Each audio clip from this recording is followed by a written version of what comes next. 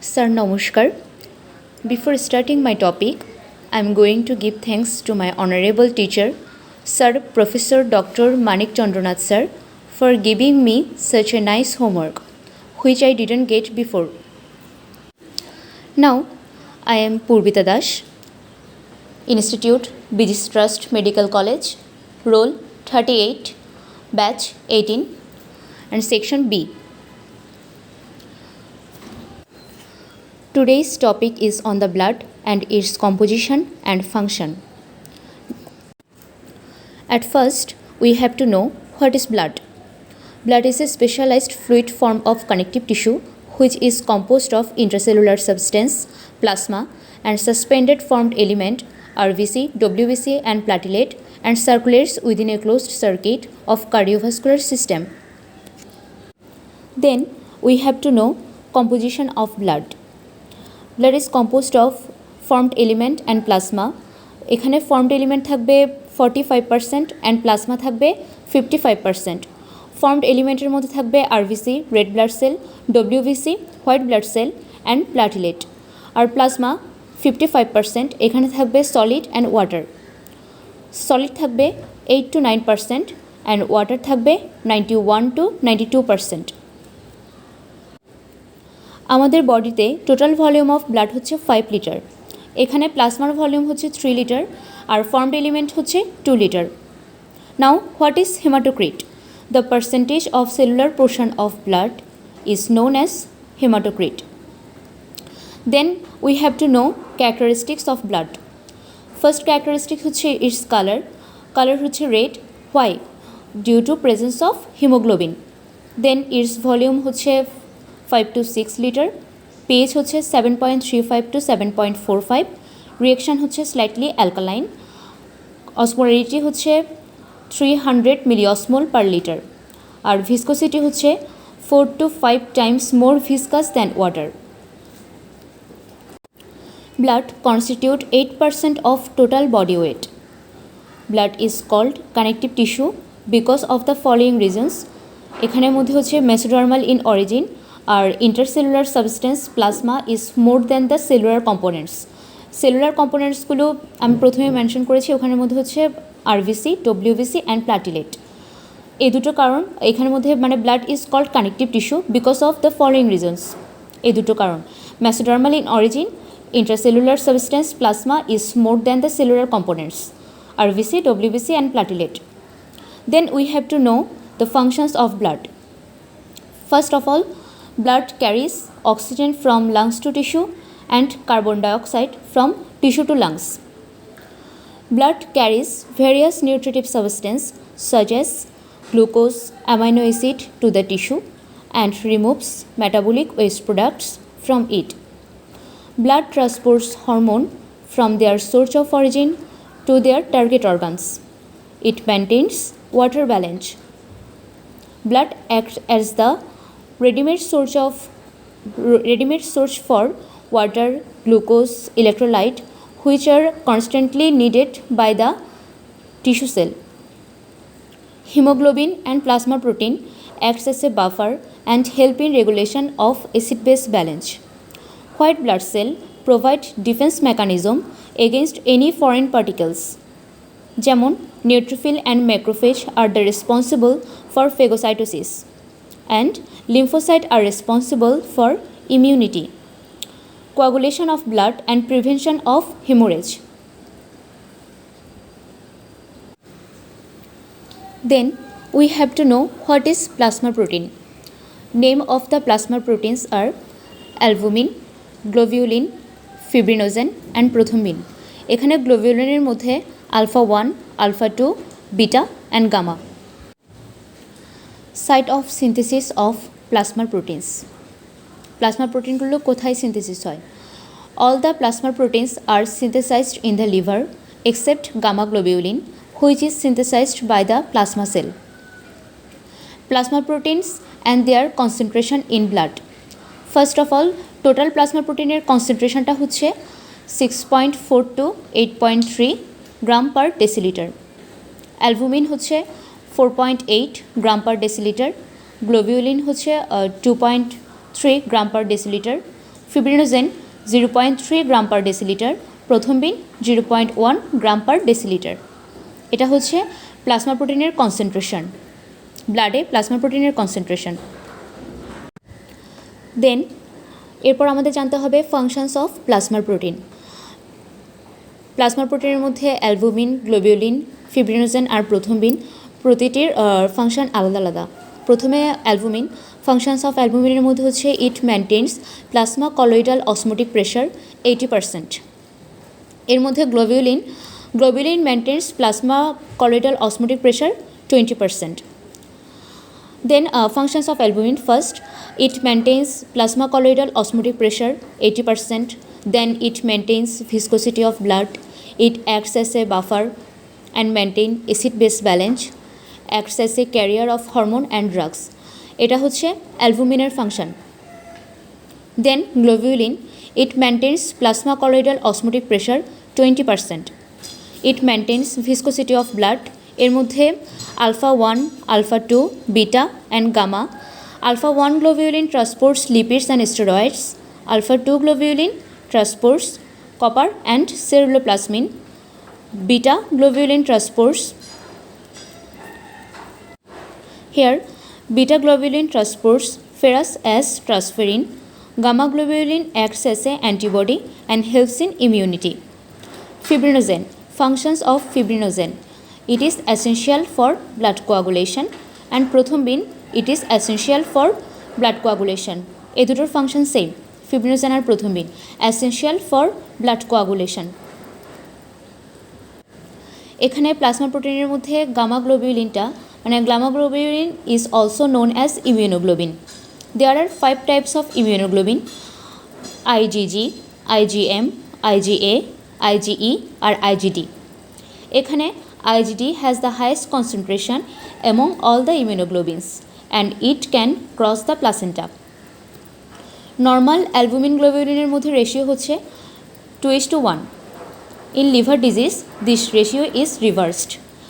এখানে normally albumin আর গ্লোবিউলিনের যে রেশিওটা এটা থাকবে 2:1, কিন্তু যখন লিভার ডিজিজ দেখা যাবে লিভার ডিজিজের ক্ষেত্রে এই রেশিওটা রিভার্সড হয়ে যাবে, উল্টে যাবে। তার বলতে গেলে অ্যালবুমিন গ্লোবিউলিন রেশিওটা যদি রিভার্সড হয়ে যায় তাহলে এটা লিভার ডিজিজের symptom. Then we have to know methods of separation of plasma proteins: precipitation by salt, fractional precipitation, sedimentation by ultracentrifuge and electrophoresis.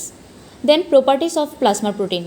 Properties of plasma protein এর মধ্যে হচ্ছে precipitation by salt, then fractional precipitation, sedimentation by ultracentrifuge, electrophoresis, buffer action, isoelectric point, molecular weight.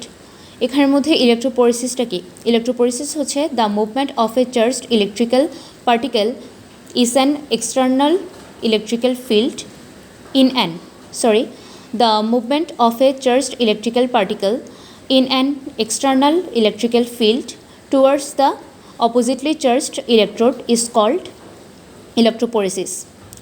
Then buffer action.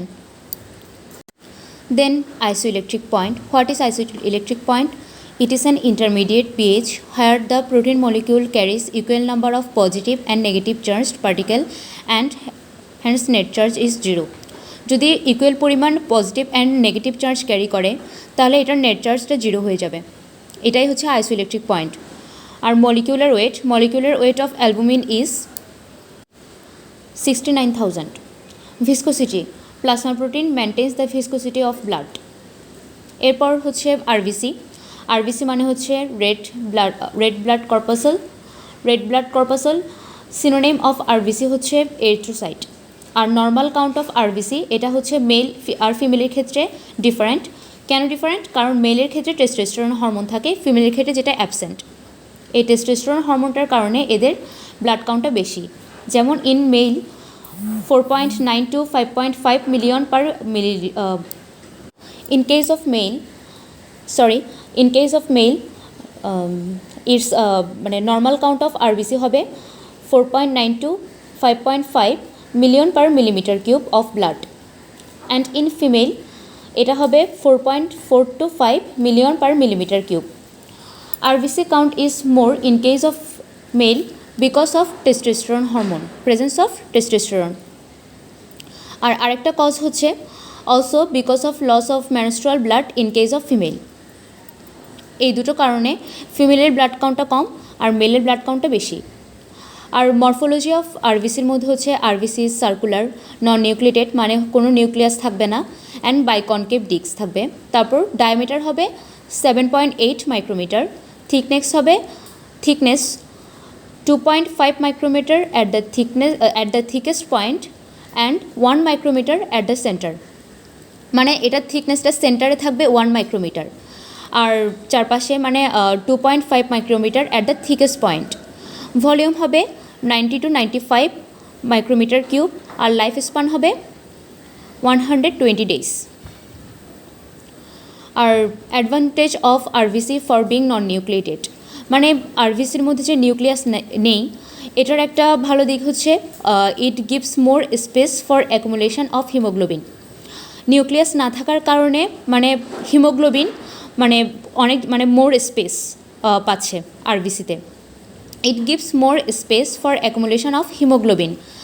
R advantage of biconcavity of RBC, আমরা জানি যে RBC শেপটা হচ্ছে বাইকনকেভ shape, আর এর কিছু ভালো দিক হচ্ছে মানে এর কিছু ভালো দিক যেমন because of the biconcavity the thickness of RBC at its centre is only 1 micrometre. Thus, oxygen from the plasma has to travel a very small distance to reach the hemoglobin. আমরা জানি যে মানে প্রথমে আমরা জানি যে ইট gives more space for accumulation of haemoglobin because of এটার নন nucleated মানে কোনো নিউক্লিয়াস থাকে না।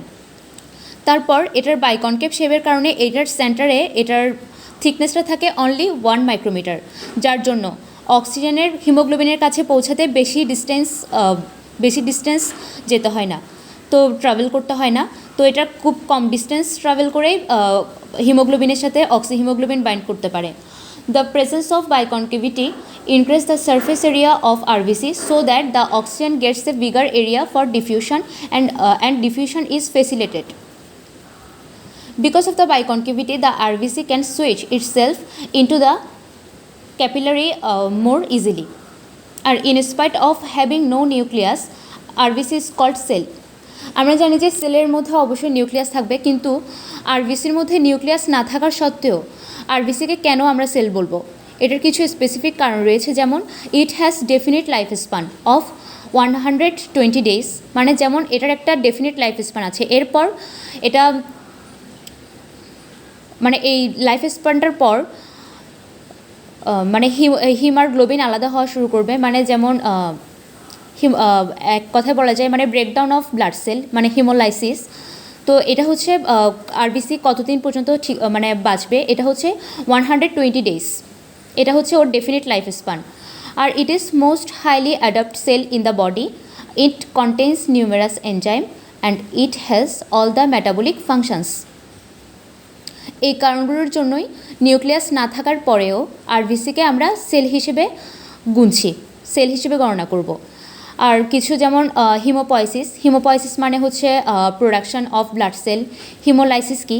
হিমোলাইসিস হচ্ছে ব্রেকডাউন অফ ব্লাড সেল। আর এরিথ্রোপয়েসিস কি? এরিথ্রোপয়েসিস হচ্ছে it is the process of formation and maturation of erythrocyte. এখানে এরিথ্রোসাইট হলো আরবিসি মানে রেড ব্লাড কর্পাসল। এরপর আমাদের যেটা জানতে হবে ওটা হচ্ছে ফাংশনস অফ আরবিসি। আরবিসির ফাংশনটা কি? আর red blood cell contains haemoglobin which carries oxygen from lungs to tissue and carbon dioxide from tissue to lungs. Hemoglobin within RBC acts as a buffer and maintains acid-base balance. RBC membrane contains antigen which determines blood group of a person. It helps to maintain viscosity of blood. এরপর developmental stage of red blood sell.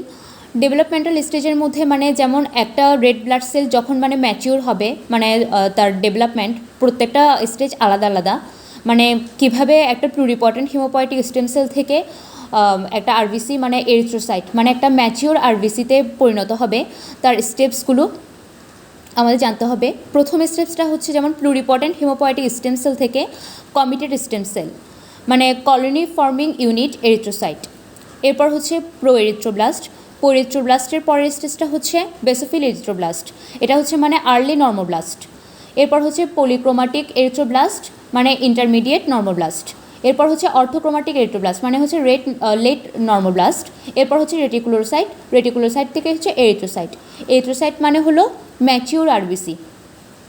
এখানে মানে developmental স্টেজের মধ্যে প্রত্যেকটা স্টেজে কীভাবে একটা প্লুরিপটেন্ট haemopoietic stem cell থেকে কীভাবে একটা ম্যাচিউর আরবিসি ফর্ম হয় তার বর্ণনা।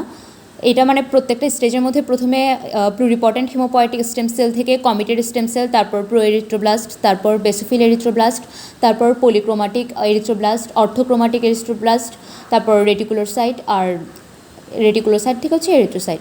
এখানে যে বেসোফিল এরিথ্রোব্লাস্টের কথা বলা হয়েছে এটা হচ্ছে আর্লি নর্মোব্লাস্ট, এরপর পলিক্রোমাটিক এরিথ্রোব্লাস্টটা হচ্ছে ইন্টারমিডিয়েট নর্মোব্লাস্ট, আর অর্থোক্রোমাটিক এরিথ্রোব্লাস্টটা হচ্ছে লেট নর্মোব্লাস্ট। এটাই হচ্ছে developmental stage of RBC. Okay, that's all. My today's topic is over. Sir, it's my first attempt. If I do any mistake, sir, please pardon me. Stay safe, stay at home, take care of you and your family. Sir, নমস্কার।